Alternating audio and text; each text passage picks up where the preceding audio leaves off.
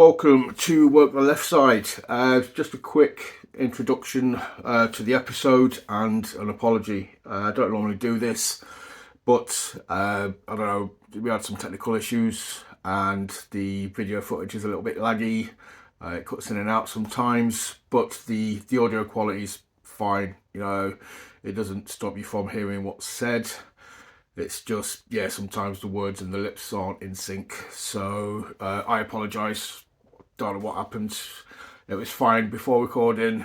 It went back to being fine after I stopped recording. It was just whilst it was recording. So apologies, but hopefully you still enjoy the episode.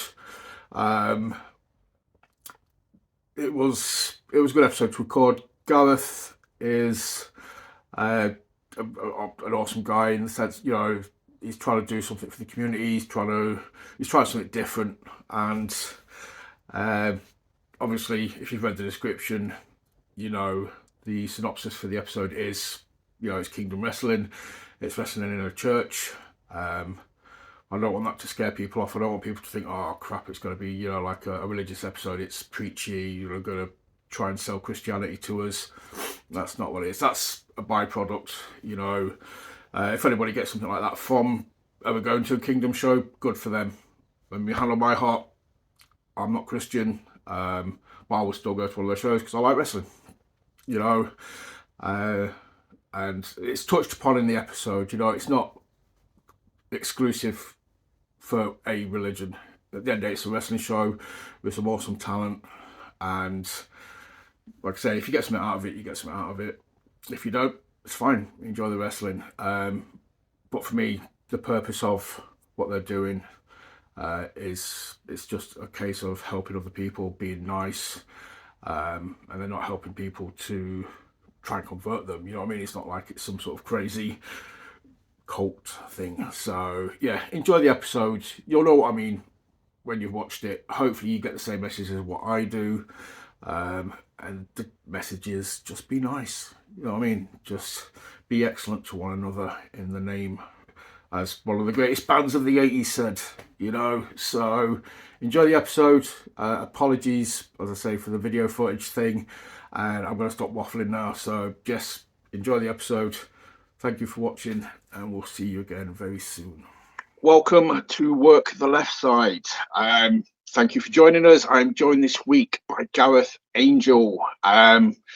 Dude, it's been a long time. I've known you for a long time. I haven't chatted in a while. So, Anyway, dude, really happy to see you. Nice to chat. How are we doing? I'm good, man. I'm really, really good. And yeah, you know, we've known each other, man, probably since right at the start of my wrestling journey. We're going, 12, 13 years ago now, maybe even longer than that. And I remember, you know, the pictures you used to draw. I've still got one that you did of me with the BWA title, and the one you did of Bubba the Butcher Morris. That was, again, just some fantastic artwork. And you were always a cool dude. I always remember you being stood at the bar in Wibsey and just enjoying the shows and stuff. And yeah, man, it's a pleasure to see you again after so long. Thank you. Yeah, that's like, well, yeah. Obviously, we'll hit the ground running with Wibsey, with the BWA. Obviously, you know, I've spoken to numerous people that were on those shows back in the day, or I'm going to be speaking to them soon. Obviously, before we hit record, we were talking about Sean Only. Yeah. You know, I've got Priscilla coming up soon. I had Wing Commander Nash on a few months ago. I've had Liam Slater. Yeah. That was the start, man. That was early on in my British wrestling journey as well. You know, that's one of the things that got me into it. So how do you remember it, man? That was just like, for me, they were good times. You know, I thoroughly enjoyed that. Popcorn matches, you know, popcorn death matches and whatnot. You know, I think I look back on that time as a lot of fun. I'll be honest, for me, I was personally not in a great place. But for me, that was some escapism.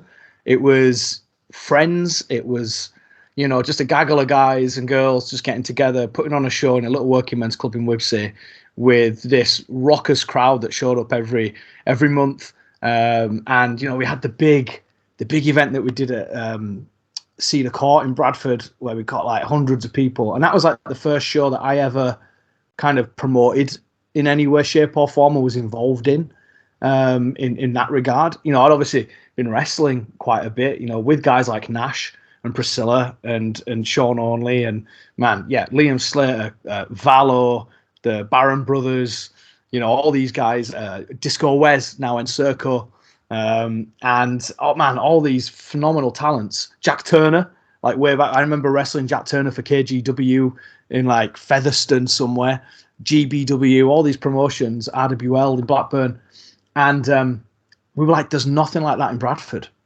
And myself and Ryan Lord, we put our heads together and was like, well, let's make it happen in Bradford. And then the Bradford Wrestling Alliance was born. You know, we ran for, I think, about a year, with the show every month from like September through to August. And man, I just loved the fellowship, the friends. I mean, like, you know, Matt Slater, I still talk to Matt Slater now. You know, he hasn't wrestled in such a long time, but we both had fond memories of our matches then. We have fond memories of Paul Harris. You remember Paul Jacklin? Yeah. And like his brother Pete, who's now Joe Cobra, wrestles at Kingdom with us. And he's like, oh man, yeah, you know, you used to wrestle my brother. And that was just as he started wrestling. And now he's wrestling me on BBC Sunday Morning Live. And he's like, it's mad. I used to come watch you beat up my brother. And now you're beating me up on TV. And it's just, yeah, man, I absolutely loved it. I thought it was fantastic. And even the people that came to those shows, you know, the fans, a lot of them now are friends. And that's what wrestling is for me. It's community, it's friendship, it's fun, and it's just having a laugh and having a great time together. Yes, definitely. I second that wholeheartedly. Yeah, the amount of people I've met and, you know, become mates with through wrestling, because you can go to shows. I mean, I used to go to some of the BWA shows just on my own, but the thing is, you can do that with a wrestling show because you know you're going to be in a room full of people who are all there for that one reason. You're always going to have something to talk about. It's wrestling. So that was the awesomeness of it. Shout out to Joel Cobra as well. That gives me a bit of a nudge. I was meant to speak to him months ago, and we had to reschedule it, and we've never reconfirmed. So Joel watches this episode. Hit me up. Social medias, man. You know, you message someone and they don't read it. You're like, oh crap. Okay, they don't want to talk to me anymore. They're just like, right. I need to message the man. Get him on. I'll drop him a WhatsApp now. I'm in the gym with him tomorrow night, so I'll drop him a message now. Give him a nudge. Tell him to drop me a message. We'll reschedule. But yeah, man, I'd like to say those names. Obviously, it's awesome to hear, you know, Joel's, you're going up against Joel. Like you said, it's just that kind of timeline where it's like, yeah, this is kind of cool. This is very cool. Obviously, you know, from BWA to what is now Kingdom. Obviously, as I said, we had Sean on a few weeks ago. He mentioned Yemen Kingdom quite a lot. So obviously, you're heavily involved, you know, there. So what's going on there? What's happening? Yeah, well, so this was born from. I'm quite open about my Christian faith and how I found my own personal story. Like I mentioned earlier, when I was in quite a dark place running BWA, I was actually going through a divorce at the time, and I was living on Ryan Lord's sofa. That's not what a lot of people know, is that he was putting me up. And I had a creative brain, and he was a police officer with some money. And so we were like, hey, let's just do something. And I think a part of that was him kind of saying, guys, you've been through the mill. You know, I was unemployed. I was, really depressed. I was in a really, really dark place. And Ryan, you know, we don't talk that much now. I've got him on Facebook, but we don't see each other. I mean, he's married now with kids, and I'm married now with kids, and we've drifted apart. But I do want to honor that guy and say a massive thank you to him for putting me up on his sofa for however many months and taking me to shows and just being a support. That, like, my faith was tested in that period, and it flourished after. And I think I've always had this idea that if I can share my story and it helps someone, then that's fantastic. And that's all I've ever really wanted to do. And I started working for a Christian charity called Christians Against Poverty. I was running their debt center, and I was walking into people's homes and being able to go, I know where you're hiding your debt letters, because I used to do that. And I helped people into work and all this kind of stuff. And I was sharing my story, and people were finding some inspiration, some encouragement, some faith and hope for themselves. And I was at a Christian conference, and I saw these guys called Tough Talk, who were like power lifters. So this one guy is like lifting heavier and heavier like amounts of weight on a bench press. And then there's these two London gangsters either side, like sharing their stories about how I used to be bouncers and getting fights, but then they found Jesus and their lives turned around. And I thought, well, the hook here is the powerlifting, and their story is what's bringing people hope and inspiration and faith. So I was like, hang on a second. I used to run wrestling shows. The hook is the wrestling. And if I can put my story smack bang in the middle of that, then we're on to a winner. And we tried that in a few different churches, one in Harrogate, one in Leeds, Bridge Community Church in Leeds, which is a phenomenal building, hoping to go back there again. And then next thing I know, I'm getting booked all over the place by churches to come and do these events in communities. And we're getting hundreds of people through the door, and they're paying for it all. They're covering the wrestlers' fees and the insurance and all that kind of stuff. And I'm like, I think I've got a great model here. And then COVID hit. So we started that in 2018, got it running for a couple of years, then COVID hit. And during COVID, I really felt, I used to travel to Blackburn to train and, grapple in Leeds and other places. And I thought, oh man, if we could do a wrestling school in Bradford, then that'd be fantastic. So I spoke to this new church in the city centre called Fountains and said, hey, look, can we do a wrestling school here? And again, it's reaching the community. It helps in so many different ways: mental health, physical health, relational health. And I'll bring in some of that advice stuff around employment and budgeting, as well as a little bit of my own personal flavour and kind of faith to that. And the church were like bowled over, like, this is phenomenal. So then we started running the sessions, and then we brought Sean Onley in as a coach, because his mind for wrestling is phenomenal, and he really cares about pro wrestling, like really, really cares, to a degree that like he won't put anyone forward for a show or anything unless they're ready. And he is really kind of hands on with that, and totally for all the right reasons. So I knew I could trust him. Like I said, I've known him from BWA days. We've been in the ring with each other, and there's a special bond there when you've done that. And he's always been such a cool guy. Like, he's not Christian, don't know where his faith's at, but to me that didn't matter. I wanted someone who can teach well, who cares about people, and who genuinely would be someone that you could put against any other trainer in the world and say, this guy knows what he's doing. And Sean Only is that guy. I'd say Liam Slater's one of those guys. There's so many guys I know who would have been phenomenal, but Sean was good for that. And then we did a show as kind of like a fundraiser to buy our own ring, and then loads of people came, which we thought, that's great. They stayed for church the next day, which was even better, and then they stayed for another evening event, and then they're asking, when's it coming back, and so we're like, right, looks like we're off to the races, monthly events again, let's get it going. Then the BBC came knocking, and they were like, oh, can we feature you in a documentary, because we've heard about this wrestling in a church. And we were like, well, we've actually got a guy who's come to faith who we're going to baptize as a part of one of our shows. He's like, what, a baptism at a wrestling show? It's like, yeah, why not? Like, if Vince McMahon can run a 15-minute segment to open the show, why can't we do a baptism? And they were like, great, we've got to cover this. And then obviously that was fantastic coverage for us, national TV. And then Sky came knocking, and they're like, can Josh Widdicombe get in the ring and do some stuff for Hold the Front Page? It was launched in April next year. I was like, yeah, sure. And then all these guys were saying to me, look, there are other churches who might want to do this. You should be thinking bigger than just Bradford. And so I went down the route of getting in touch with these guys called Gospel Entrepreneurs, who are very much about business and entrepreneurial spirit and faith. And they were like, yeah, we'll support you, we'll coach you, mentor you, give you access to like advice and funding and all this kind of stuff. And then we started the journey of becoming a charity, which we started back in May last year. And then December this year, the year just gone, we got full sign off from the Charity Commission, which I think is really good for us and wrestling as a whole, because we now have to be accountable to the fundraising regulator, to the Charity Commission.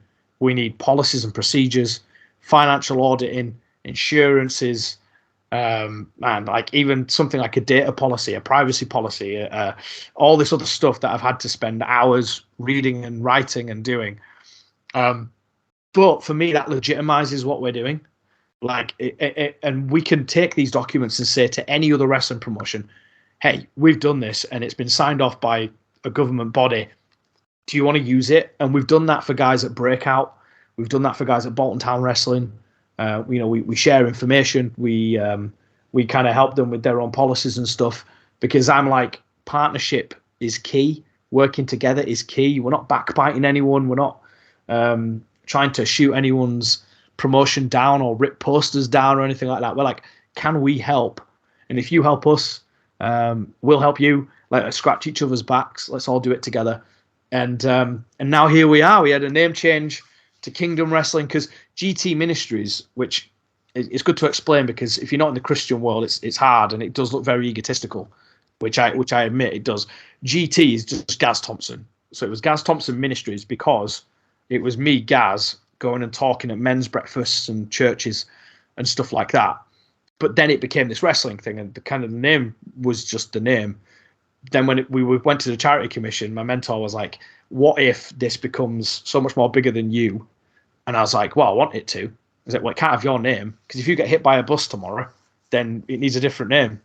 And I was like, okay, cool. Well, we're building God's kingdom through this, and it's wrestling, so let's call it Kingdom Wrestling. And then we went to the charity commission. They were like, yep, the name will work. We went to the company's house. There's no company named Kingdom Wrestling.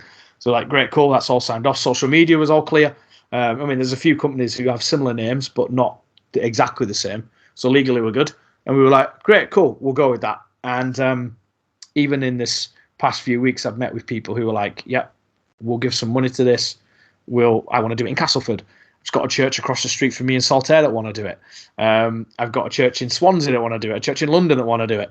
So I'm thinking by the end of this year, we could have 5 sites, all with training schools, all running monthly events, all supporting the local community, all helping lift people out of poverty, as well as bringing them into community. And that to me is win-win. And then the cheeky bonus being that we get to share our faith as well, which is really, really, really important to us. So that's the story in a nutshell. But hey, here we are. Dude, that is legitimately, I'm just kind of giving myself a second just to kind of, because there was a lot of information there, but a lot of very, very cool, good information. Like some of the stuff is just like, say, the BBC, the Sky, just the exposure. But it's good exposure, not just obviously for the wrestling, but like you say, for the message, what you're getting across, bringing people together. But by the sounds of it, man, you could have like a Kingdom franchise, going on in like 4 months. And yeah, dude, that just sounds kudos. There's not much else I can say to that, dude. It's awesome. I can't fault you. But the key thing as well is because of everything you've done, as you said, it makes you legit. Nobody can argue anything. Nobody can poke anything. It's all signed. It's been checked. It's totally legit. You're a legitimate promotion, stroke charity, and you're doing awesome stuff. Yeah, and like and I think when we talk about legitimizing stuff, it is really important that people can scrutinize us, even within the industry. And we saw that with Speaking Out, right? The industry kind of took its own court of appeal and was like, we need to deal with this and we need to fix it. And I think anything we can do within the industry to help that is definitely worthwhile. So even something as simple as having a vetted safeguarding policy, a vetted complaints policy. If you've got an issue with something we've done or said, who do you complain to? I'm accountable to 3 trustees, and they're going to grow. We're going to end up with more trustees. I'm accountable to the charity commission, the fundraising regulator. I'm accountable to every church that I partner with. Councils can come knocking. People can go, right, you need to show us your financial reports. Are you making a loss? Even when I'm paying wrestlers, it's not a cash in hand jobby. It's I'm potentially going to have to sign wrestlers to bank contracts where they would deal with their own tax and national insurance, but like I have to record every single transaction that we make and every wrestler that we pay, so no one can say he didn't pay me. and no one can say I got cash and then I didn't report it to the taxman. It's kind of, we have to legitimize the industry, and if this is where it starts, hey, I don't mind leading the charge. But I've also said we are an open door. If any wrestling promotion wants to ask us questions about how we've done it and what we do, they want to see policies, they want to see documents, we can help with that. Just get in touch, because I would rather have, say there's 2,000 wrestling promotions in the UK. If all of them are legit, then great. But let's be honest, there's a bunch that aren't. But I would say if they aren't and they want to become legit, can we help them? I would rather them get help and become legit.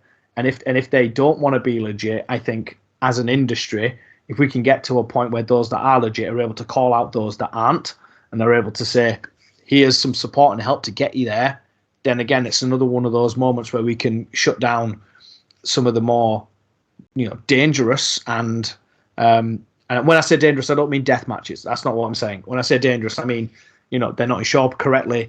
They're not informing venues of stuff. They're dodgy practice, untrained wrestlers, that kind of stuff. If we can help clean up the industry a bit, then that's our job as leaders within the space. But also for me as a Christian, justice and honor and doing everything well is important. And I think if we can lead the charge on that too, then that's just good witness. Yeah, and that's a bit deep, and I probably didn't want to go on there because that's not fun. But at the same time, I think it's well needed. No, dude, John. Obviously, I've also said, the mantra for this is it's fun, but it's also when stuff needs to be said, it gets said. So it's fun 87% of the time. 30% of the time, it can be serious. It can be about what needs to be said. So, but kind of rewind as well what you sort of said though about people coming to the show, but then coming to the church the next day. That must be awesome, because that's kind of like, are they here today because they came to see us yesterday?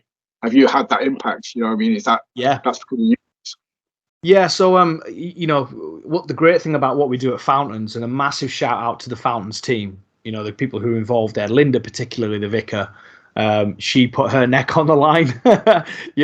She's accountable to her PCC in the diocese because they're a Church of England church, and the bishop was a bit kind of like, oh, I don't know, but they've seen in the first year about 30 people kind of say, yeah, we want to be baptized and take that first step, including some of our wrestlers, Jack Johnson, Joel Cobra.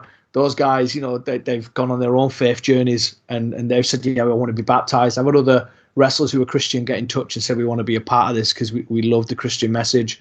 But then those guys are at church on Sunday, and they're at like weekly gatherings, or they're at the training school. And I see them in town because I don't live in a Christian bubble. Like, I'm a normal guy. I have a normal job during the day as well. And I'll see them in town, or I'll see them on the bus, and they'll be like, oh, Gaz, I was reading my Bible last night and I got this. And I'm like, oh, wow, awesome. Or they'll be messaging me that something's going on, and like I'm pastoring this group of wrestling fans and wrestlers who love Jesus and love life and love wrestling. And I'm like, cool, man. And seeing these guys get jobs, great relationships, even some have kids, and being able to celebrate those moments with them.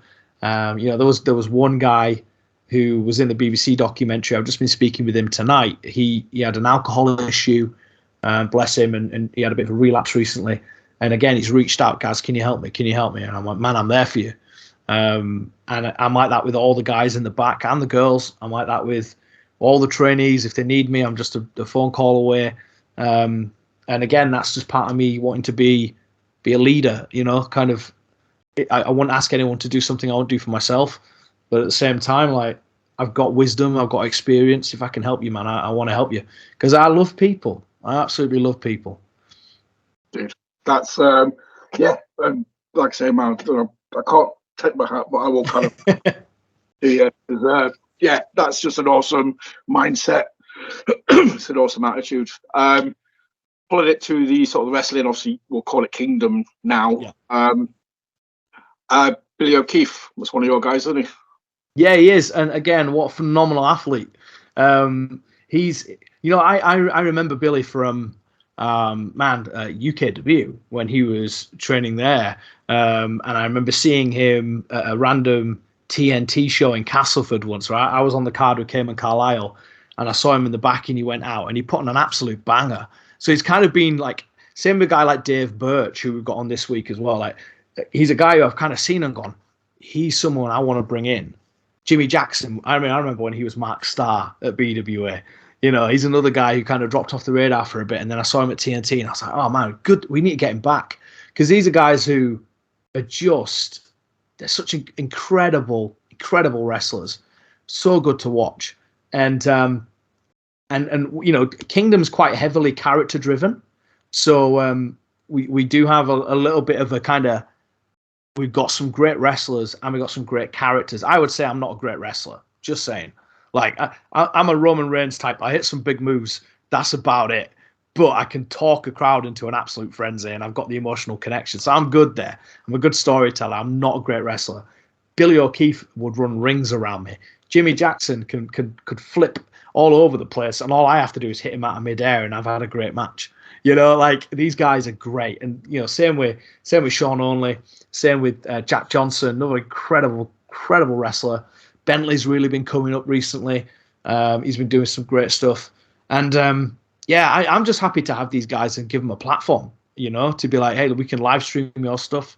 BBC might come knocking again. Sky might come knocking again. If we can get you on TV, great. That boosts you. And if you want to go wrestle somewhere else, like, I'm cool, man, go for it.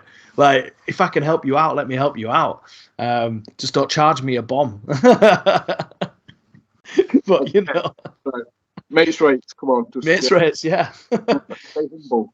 But that's it, man. You know, like I said, Kingdom, some of the names, you know, like say when I was talking to Sean, you know, he's reeling off these names like training. And I think Kingdom's a promotion that kind of people need to kind of, if they're not aware of it, obviously you've got a fan base, you know, you've got the audience there. Yeah. But I think more people kind of need to be directed or, you know, get it in the spotlight. And like I say, man, you've got a wealth of talent coming through the doors. Yeah. And I think I'd say probably what's a little difficult for us, which is good, is that Leeds has such a thriving wrestling scene, right? There's so many good companies in Leeds. And like, man, True Grit, Tidal coming through there, Rise coming through there regularly. Like, there's all these I mean, I'd love to work for these promotions. I'd love to, like, I'd love to get in the ring with Nash again. I'd love to get in the ring with Wes again and Serco. Jack Turner, man, I'd love to have you know, I'm a bit bigger now, Jack. He used to smack me about before. But like, all these guys, and I've just, man, if we could get some events in Leeds, I don't want to go toe-to-toe with any of those promotions because they're absolutely like swinging for the fences. But at the same time, like, we do have this little thing in Bradford that we're regularly pulling 150, 200 once a month. And sometimes we do free shows as well. Like, we keep the more churchy ones free because we want people to access it and hopefully come back again. But, you know, we're going to have Shipley Saltaire as well, which is kind of halfway between Bradford and Leeds, and Castleford the other side. But, you know, if we ever did end up in Leeds, like, again, I'm all about partnership. If we can work with, you know, one of these promotions, if we can partner up on some stuff, do some events together, you know, I love the whole idea of like a War of the Roses type thing. Maybe a promotion in Lancashire can come over and we could do some stuff. I'm all about partnership and working together. But man, the talent in Leeds that I remember from when I first started training to now, so many guys and girls are absolutely killing it, and I've got nothing but love and respect for every single one of them for really making it. And I'm so happy for everyone. That's it as well, though, man. And obviously, I mean, I posted on Twitter about this recently. You know, obviously, like I say, we've both been around, you know, like 10+ years. We've seen the scene grow, change, dip, dive, you know, turn, twist. It does seem like now promotions are a lot more cooperative. You know, they want to see each other thrive. It's not as competitive as it probably was 10, 15 years ago, because I believe there's that wealth of talent out there that you guys don't have to be competitive. You've got a lot of people have got their own in-house talent that they don't have to be worried about people nicking them. So you can work with them now. Yeah, and again, like it's not even about like nicking them. Like Bolton Town Wrestling, we have a really good relationship with, and Breakout, and they're based, in Bolton. But we'll communicate and be like, "Oh, you're running a show this weekend. We're also running a show this weekend. Who?" And I'm chatting to the main booker promoter, like, "Who are you booking? What are you thinking? Like, we're going to do a Rumble in July. Half my roster is going to be on your show. Maybe I'll do the Rumble in June instead." So we tried to like work with each other to benefit each other rather than working against. Like I could just be like, "Oh, I'm going to get into all my talent first and try and book them all for that weekend," and be like, "Right, either you work for me or you work for them. And if you work for them, I'm not having you back." That's never been my attitude ever. If anything, I'm like, "Okay, cool, man. You go there. You enjoy it." I'm pretty sure there's plenty of other wrestlers who can come work our shows and want to, and that's not a slight on anyone. It's because the scene is just full of great wrestlers now. Because we've had some brilliant schools locally, particularly Grapple. They were spilling out great talent, and I'm like, yeah, why not work together? And it's just, I kind of wish there was more of that in other areas of the country, because I do know there is a bit of that elsewhere. But yeah, there's so many good wrestlers and so many good promotions and promoters talking to each other that why can't we have a great wrestling show every single weekend, multiple nights a week? Like let's make it happen, because the fans want it. The fans are ready for it. Oh, definitely. I mean, like you said, the audience is there. People are just packing houses now compared to ages ago. I say, man, we've been around. So obviously at Kingdom, you mentioned on it, man. It's very story based. Obviously characters. I love that. I've said that to so many people recently. It seems like characters are coming back into wrestling a lot more now. It's not just one person turned up to 12. They actually got a bit of a behind them. They've got like an origin story. They've got like a moral compass based on the character, as opposed to themselves. How do you find working? Are you sort of jotting down ideas? Are you constantly trying to think of storylines? Have you got people around you just giving you dripping you ideas as well? Yeah, so I'm really transparent with the talent, because they know themselves better than I know them. So if I'm booking shows, like Jack Johnson will have a great idea one week, and then 2 weeks later he'll have another great idea that might suit somebody else. But he is always going to have ideas for his character, because that's his focus, right? Same as Priscilla. Like Priscilla will have some fantastic spots that they might want to do in matches that, like, cool. Like, if you want to book your match around what you want to do, let's do it. There'll be sometimes wrestlers come to me and go, "I've got an idea. Can like 3 or 4 of us work this story out across multiple promotions, across multiple months?" And I'm like, "Yeah, sure. Let's get the dates booked in." Like, I let the talent come up with the ideas. I think uniquely for us is we've got a book called The Bible that's full of stories.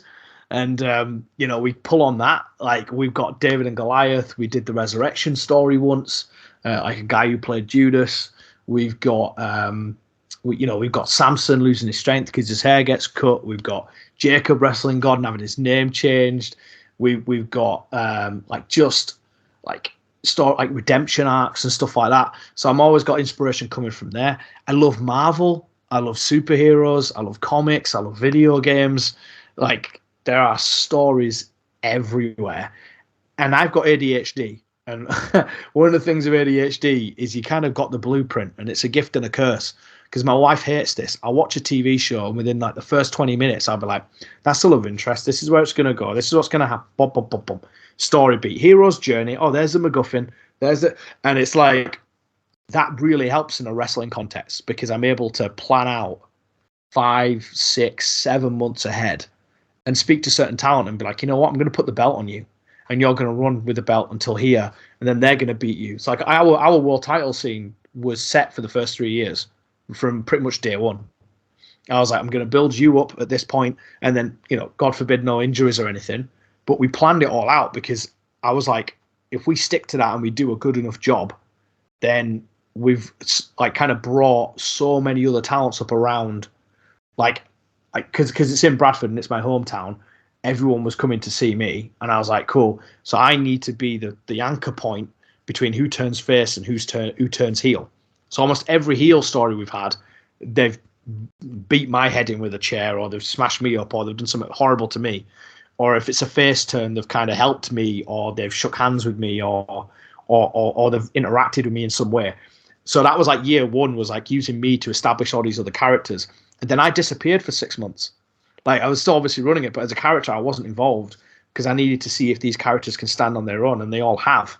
And now we've got Bentley as champion. We've brought Leonie Rose in, so she's been raised up as champion. We've had Sean Only established as a main heel. Jack Johnson had a babyface turn. Rarebit was phenomenal and then turned heel. Like, he's another guy. If you can ever get him on, he's an absolute like darling of a man from the valleys of Wales. But at the same time, he will rip you apart. He's just an absolute beast. Very, very strong character work.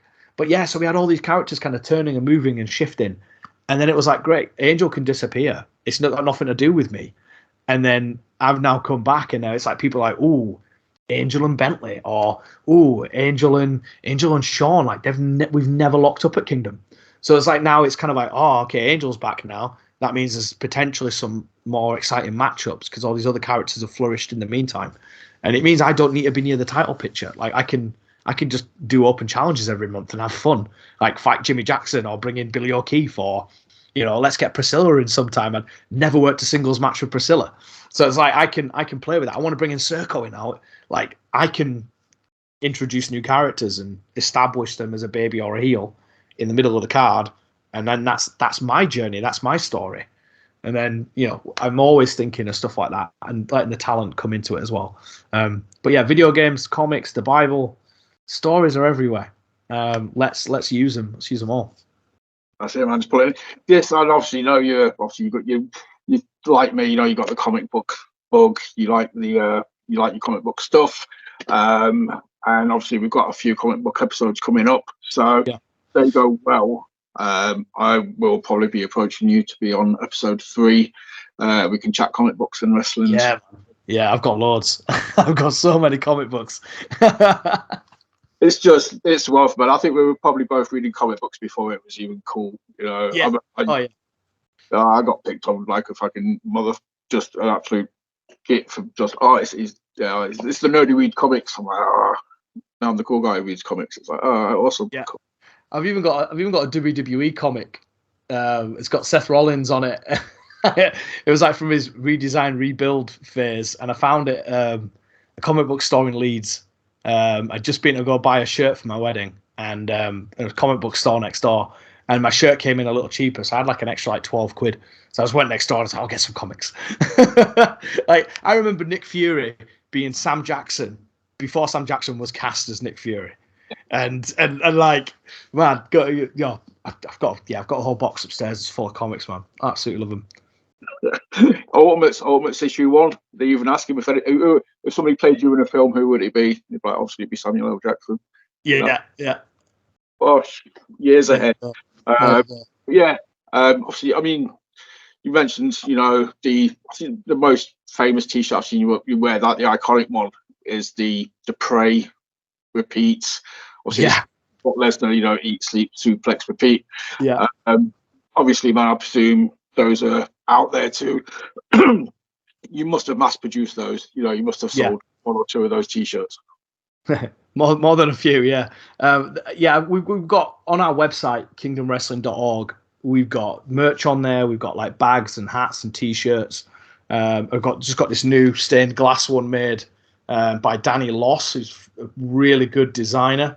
I kind of, again, I poach ideas. So I saw the Seth Rollins T-shirt when he was doing the Messiah gimmick, but then CM Punk had one as well, like before he left WWE, which is stained glass. And it's got the ringer design of the CM Punk Best in the World shirt. So again, I was like, just pulled the ideas and went, how do I put my own spin on it? But then also like, how do I put a Christian spin on it? And I was like, well, Christians, churches, stained glass, that's a no-brainer. And so I just sent the idea to Danny, and we went back and forth on it, and he'd come up with this great design. And within a week of me putting that on the website, I had 4 people show up to the next wrestling show, all wearing the T-shirts and going, and they were guys who were going to get baptized as well. So I was like, oh, this is even doubly cool. You're going to get baptized in one of my T-shirts by me at church with wrestling. Like, I wouldn't have thought that 10 years ago that would be a thing, like, ever. It's just so far outside the box. But no, the pray, eat, wrestle, repeat. Yeah, again, took a spin on Brock Lesnar, put my own Christian spin on it, and then next thing I know, I'm talking to a friend of mine who leads a church down the south of the country. He's like, "I love your shirt. That's a really good Christian mantra." I was like, "What do you mean?" He said, "Well, when things go wrong, the first thing we do as Christians is we pray. The second thing we do is we eat, right? We go to the Bible. The Bible's supposed to be our substance. We absorb the word, we digest it. So you got the word, you got the Bible, and then we wrestle it out. Like we try and figure it out. We wrestle it out with God, and then if it hasn't been fixed, repeat the process." And I was like, "Well, okay, that's got to be Holy Spirit, divine inspired." I was just ripping off Brock Lesnar, but now you've given me a whole preach that I can deliver at any church in the country at any point on a good way to live your life as a Christian. It's like, cheers, man. And the design I've had pretty much most of my career, and it still sells now. I still get the odd bit coming in at my PayPal from like a random T-shirt sale in New York, and it's like, cool. Someone in New York's wearing one of my T-shirts. That's great. But yeah, no, it's cool. And very excited because it's one of those things that always gets spotted. Like I wouldn't have noticed it, you would have noticed it, if you get what I mean. But people always go, "That's a cool T-shirt." So yeah, Definitely, man. And like you said, it works. It works in so many places. It works, like you sort of said. The actual meaning behind it wasn't the intended meaning behind it, but hey, that's even better meaning than what was originally intended. So yeah, we'll do that one. Like I love you're wearing the Austin 316 top, yeah, which is obviously inspired from John 316. Yep. So when we set up his kingdom, I was like, one of the first T-shirts I need to make is one that says John 316 in that distressed style, white writing on a black T-shirt, and we sold 6 in a week. And Wow. It's like, cool, man, because Christians are like, yeah, John 316, and I'm like, well, Austin 316, and so the wrestling connection is there. So yeah, that's cool. That's it though, but that's the thing. It's having the brains, having the smarts, just be like, okay, we've got like such a sort of cross promotion thing here, where you can kind of merge them, and it just makes sense. Yeah. If you don't know, it still looks cool anyway. You buy it for whatever reason. But yeah, you kind of like, if you've got that little sly smile, and you're like, yeah, okay, that's cool. That's cool. We like. Obviously, you've registered as a charity. The merch itself, I presume, does that go back into? Yeah, it has to. Yeah, that was one of the questions the Charity Commission asked us as part of the process of applying. They were saying, because we're registered as a CIO, which is a charitable incorporated organization, which means we can both trade, but at the same time have charity status. But that does mean that anything that we sell, so any tickets, any fees for a trainings class or T-shirts, whatever, it's got to go back into the charity and then be used for the charitable purposes. So that means that every T-shirt sale comes in. It doesn't go in my pocket. It goes into the charity bank account, and then that then gets used to buy a new mat for the training school, or to go towards a ring for the Castleford site, or or kind of a bursary for those that can't afford the training classes, so that we can cover some of their fees while we help them find work or something like that. So we try and make it as useful as possible. But we outside of a again, you're getting into the charity framework stuff, but charities have to have like reserves. So you have to have reserves that mean you're financially sustainable. Once you've reached your reserve, whatever your policy sets it at, you have to pretty much spend every single penny that comes in. So if anyone's giving any money into this charity, it's not going on my salary, because I've got trusts and grants that cover that, which I'm not getting a penny of yet, and probably won't till April. So I'm still working normally while running the charity, which is busyness, but still, any money that does come in, like on a monthly direct debit or anything, all of that is getting used on running events, paying for wrestlers, paying for the training school, the coaches, the insurances, website, all that kind of stuff, and kind of running the fundamentals of keeping it going. But it will be used for blessing people and being in the community and funding events. That means that we get more people coming through the door, which means we get more people hearing the message and getting the support that they need in their community. So yeah, that's why I wanted to ask, obviously anybody who's watching this, I'll put a link to the website in the episode description.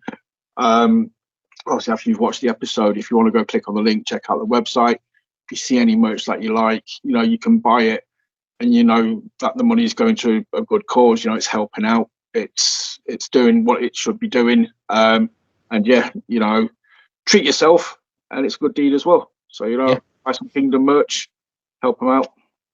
I want to touch on that what you said though as well about covering trainees' fees if they can't say pay 1 week or however long. You know, you kind of sub them.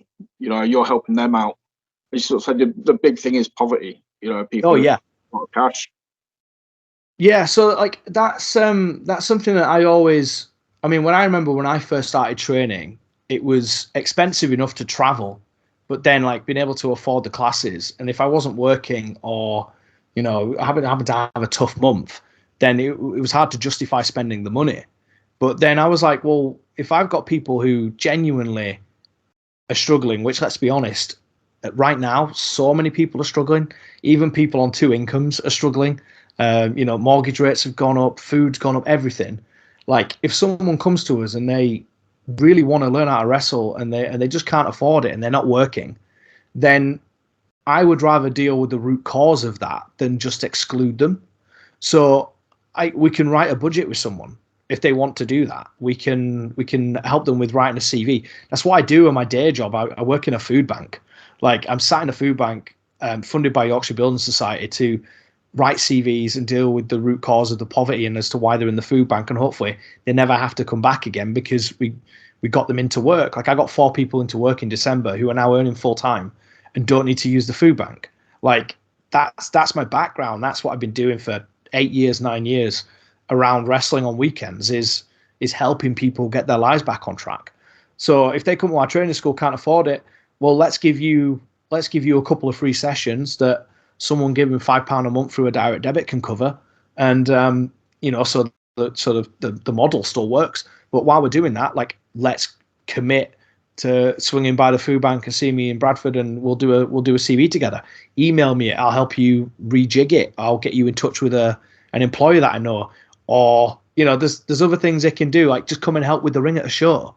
You know, like, just be involved. And if we can help you on your wrestling journey, let's do it. But if we can help you in life, let's do that too. And that's what we want to do.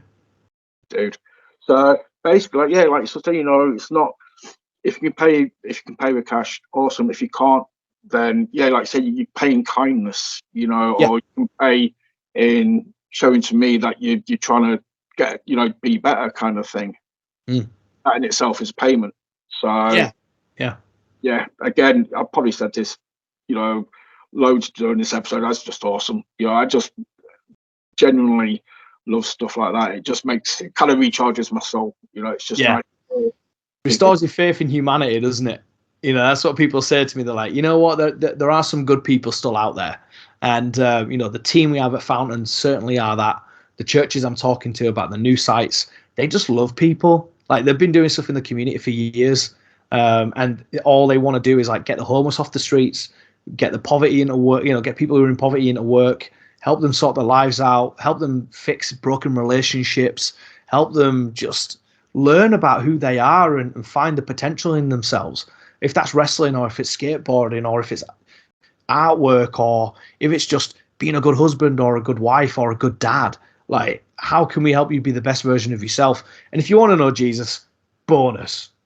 I know Jesus fixes a lot of stuff in people's lives. I'm just going to say it. But if I can help you get a job and that helps you in your moment, then that's still cool with me. Let's do it. That seems to be key, though, because obviously what I don't want is people to be watching this episode and being like, oh, you know, it's preachy. That's none of this, what has been said, has come across in that way, in any way, shape, or form. You know what I mean? So the subline is, if you get into religion as a you know, on the back of it, awesome. If you don't, that's fine. You know, we're still going to help you. Yeah, you know, helping you to be nice, kind of thing. We're not helping you as like an ulterior motive. And we're always really open about that with Wrestling Church too. Like, we tell people there's, you know, still come. There's still going to be some wrestling. Like, we haven't removed the wrestling just to replace it with Christian stuff. And when I do like the sermon, you know, we have these taglines: baptisms and body slams, sermons and suplexes, parables and pile drivers. Right? We've got all these little taglines. it is literally it's not instead of. Yeah. It's like, come and hear a great story, come and watch some amazing wrestling, and if you go away with something to chew over and think about, the themes that we touch on are still relevant. You know, we did a chain match between Jack Johnson and Mustafa Khan, where they were just obviously, you know, we as wrestlers, we know like they're chained together, and they can use the chain on each other. And then I did like a short 10-minute talk on the back of that about, well, what chains us down in our lives? You know, is that addiction? Is it, you know, poor relationships? Is it debt? Is it unemployment? Is it all this, whatever it is? And I know that Jesus can help me break those chains. He's called the chain breaker. It's one of his things. It breaks the chains of slavery, all this kind of stuff in the Bible. But irregardless of the Jesus bit, you could still be like, actually, is my addiction chaining me back, irregardless of my faith? Well, yeah, it probably is. Is poor relationship something that I really struggle with, and has it caused me problems? Yeah, it probably has. So irregardless of Jesus, the theme is still relevant, the story is still relevant. And I think that's what Jesus did so well in the Bible, is that he told these parables, these stories that were relevant to the people at the time. And he did it in such a way that they understood it. Now, he used a lot of terminology around farming, and like power, hierarchies of power, because that was important then. Whereas now we might use, you know, we might use stories around politics, or we might use stories around like comic book characters. I did a whole preach on Iron Man and Spider-Man being like Paul from the Bible and Timothy from the Bible. And I delivered that in church, and half the church didn't get it because they don't know comics. But like loads of people were like, "Oh, cool! I see that story because I saw it play out in Avengers," and I was like, "Oh, I've got to do comics in church as well. That's great." But like that's what people respond to now. They don't respond to the King James version of the Bible. They don't respond to big words and the Greek derivative. Like they just want to be talked to like an everyday person using normal, everyday things that are relevant to today and relevant to now and relevant to them. Most of the people who come to our shows are working class. You know, a lot of them coming from deprived areas where there is a lot of poverty, there is a lot of distress, there is a lot of rough stuff going on.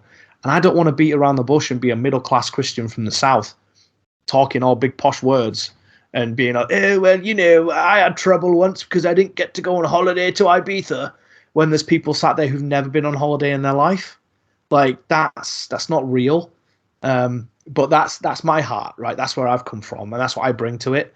And that's what I'm bringing to the church in general in the UK, is this idea that, you know, just because we're in the north and we don't speak like you speak doesn't mean we haven't gone through stuff. Also doesn't mean we don't know how to communicate a good message to people. So I just had a little bit of a soapbox moment there, but you know that's grinds my gears, if that's the thing. But if you're not a Christian and you don't care about that and you don't want to engage with that, hey, still come to the show, still come to training school. I'm not going to kick you out because you're not a Christian. Like if I did that, I wouldn't have a training school.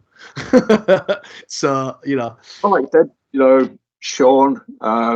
Yeah, that's the key thing. That's what I want, obviously, people to take away from this as well. Is, you know, Kingdom it's a very good wrestling promotion that just so happens to be obviously associated, you know, with the church. You know, you've got you tell these stories in the ring as well as out of the ring, but it's a community thing as well, and that's what I'm trying to get across. Is, you know, it's all about giving back. It's about helping people, and the fact that you're helping people by using wrestling, that's obviously the appropriate thing to this, and hence what, you know, why we're chatting kind of thing. So yeah, I just want to try and push people to check out Kingdom. You know, look, like I said, that's why I mentioned the talent that's there. Obviously, you know, you're there, Sean's involved. It's just, yeah, I'm legitimately sort of flabbergasted, you know, just by looking into everything that you've done and what you do for the community. Like I said. Yeah, thanks, man. I really appreciate it. Really appreciate it. So yes, man. Obviously, well, let's pull it back. Kingdom, pull it back to yourself. It's obviously January 2024. Yeah. What's the next couple of months got lined up for you guys? Well, so we are going to be launching a site in Shipley Saltaire, right on the main street, hopefully in the next couple of months. We've got Castleford launching maybe by the summer, give or take.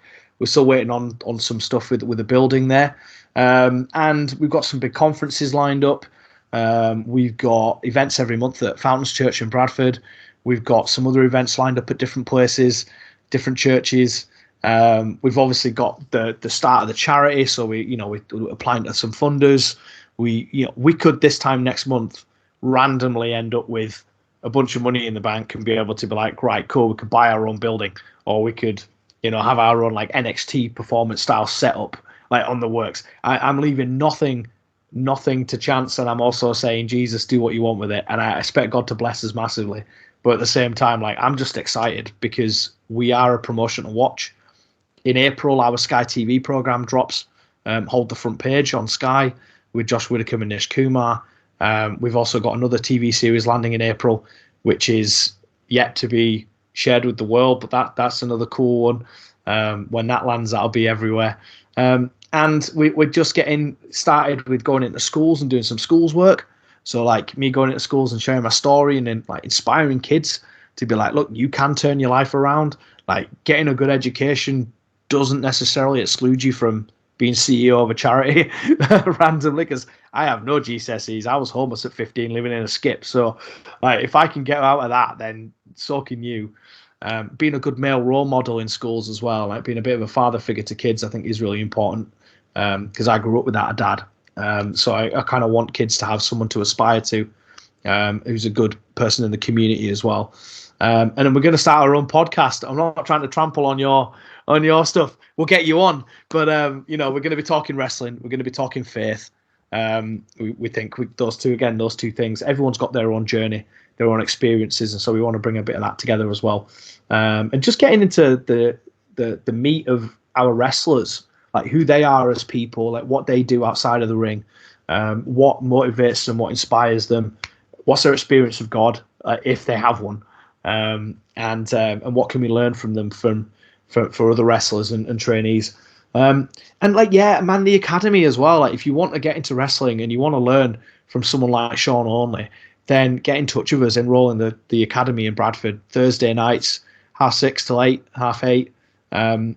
We're going to look at expanding the class to get more people in because we're getting pretty full. But at the same time, like we've got extra guest coaches coming in next year too. It's all kicking off, man. I could keep going. The list is full. There's a lot going on. But I would say get us on social media at Kingdom Wrestling UK. Find the website, kingdomwrestling.org. Get on there, check on that, subscribe to our newsletter, and then every month you'll get a download of all the crazy and cool thing that's going on. And you never know what might pop up. Like I'm always surprised when someone like Sky TV just comes and drops me an email and be like, "Do you want to be on TV?" It's like, yeah, sure, why not? Yeah, go on then.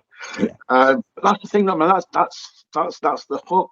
You mean, obviously, we're talking wrestling, but you are doing something so out of the box. Yeah. In both worlds, that it stands out, and it's going to get people's attention. Yeah. And it's going to get eyes on the prize. You're just going to be able to build, and just do a lot more awesomeness for everybody that you can, kind of thing. So that's your hook, though, man. That's, like I said, that's why you're getting this attention. That's why you've got these things dropping. It's weird, it's wacky, but it works. So, yeah. You're telling stories in the ring from the Bible, kind of thing. You're mentioning Samson, you're mentioning David versus Goliath, but it all fits. It works perfectly in a wrestling ring. Yeah, and like if you think about it, if you're someone who doesn't read, right, and this is again really important to me, if you can't read and you're just not a reader in general, right? I read a lot of books, but only because I've had to. That wouldn't be my first choice. I'd rather watch a YouTube video or listen to a podcast. But when I found out you could get the Bible on audio on an app, I was like, cool, that saves me a lot of time because I actually dig into it if I'm listening to it. But when you come to one of our shows, you'll see David versus Goliath and it'll click and you'll engage with it in a way that reading your Bible you never would. And then I talk you through it. This is what it says in 2 Samuel. This is the bit here. This is actually what David did. It's not an underdog story. He told Goliath he was going to kill him before he fought him. Like, it's like it wasn't the stone that killed him. It was his own sword, which he'd been taunting people with for 40 days. He cut his head off with it. That's what killed him. So it's like you get all this extra information that you wouldn't get if you hadn't read it, but also if you hadn't watched it. And so you're able to engage with these stories on a completely different level, because as we know as wrestling fans, wrestling is storytelling, and wrestling is done in such a way that you can like just get away from the reality of the world, and you can believe that a fight can go for 20 minutes and the hero can come back, and you see it in on Marvel TV, or you read about it or you do it in a video game where you just manage to get your potion in your back and you've hulked up. Like it's real life superheroes. And my daughter, like both my little girls, Isabella and Isla, they love watching it, because they look at me and go, "Oh, my dad is a wrestler. He's a superhero, and he'll fight the monsters under the bed." But also, like, they're then going, "Oh yeah, David and Goliath," and like, she doesn't go to Sunday school. Like, she goes to church with us, and she goes to but they haven't taught us David and Goliath, but she knows it better than most kids 4 years or elder would, because she's seen me do it at wrestling church 6 or 7 times across the country. And she's, man, it's just, yeah, like you say, it's so unique, it's so special in both worlds, that it is no surprise we're getting that attention.